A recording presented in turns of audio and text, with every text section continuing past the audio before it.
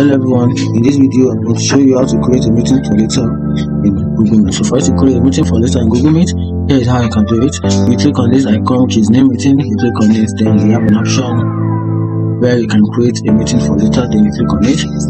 Then Google Meet is going to generate a link for you where you can use to invite other people to join the meeting of Google Meet. So once you copy this link, paste it to those people you want them to join your course in Google Meet, and you also keep this particular link also because this one I'm going to join this link. So I'm going to copy this link right now. As I copy the link, then I'm going back to the home page, then paste the link right here in this box. I'm just going to press Ctrl V since I already copied the link. You can see once you input the valid link, then it changes to what join.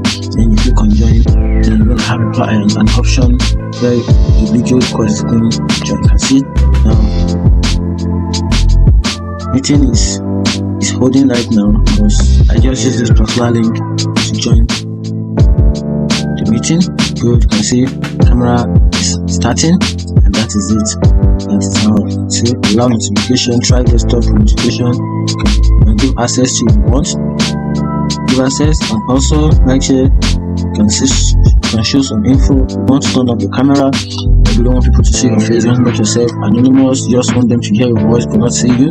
Just turn off your camera right here. Once you click on camera, you can see camera is off, but the microphone is on.